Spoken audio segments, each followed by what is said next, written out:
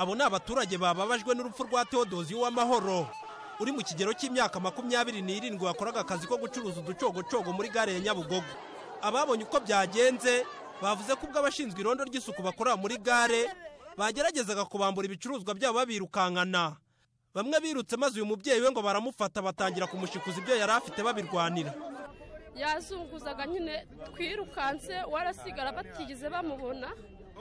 Ubwo bahise baza bamukubita ikintu hano. Undi nanone arongera mukubita ikintu hano. Wamukubise we n'umwe ariko abari bamufashe bari bane.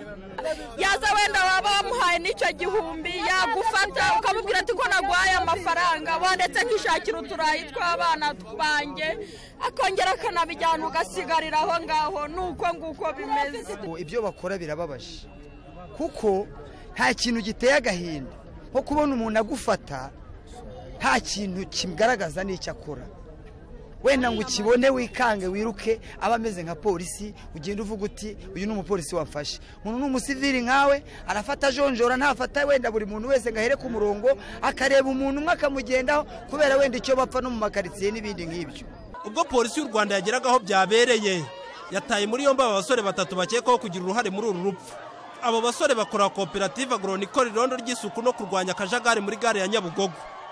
Ubuyobozi bw'akarere ka Nyarugenge ari nabwo bwashyize iyo koperative bwatangaje ko abasore bagiye gukurikiranwa ndetse hafashwe n'izindi ngamba. Ntago rwose mu masezerano twakoze hari ahantu handitse ko bagomba gukubita. Amasezerano avuga neza ko ari ukugira ngo bakore irondo ry'isuku irondo kugira ngo badufashe tugabanya akakajagari kandi mu by'ukuri nta nubwo bakora bonyine. Hari na daso tugiye gukora icyambere ni company turaba tuyihagaritse. Turahagarikiye company hanyuma dufate daso nk'urwego ruzwi rumanuke noneho twongera abandi badaso ahangaha.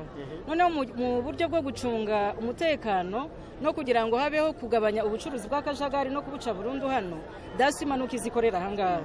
Umurambo wa nyakwigendera w'Amahoro Theodosi wahise ujyanwa mu bitaro byahoze ari ibya polisi. Ubu byeguriwe akarere ka Gasabo ngo hakorwe iperereza. Nyakwigendera akaba asize umwana umwe n'umugabo. Jean Paul Turatsinze, Televiziyo Rwanda, i Kigali.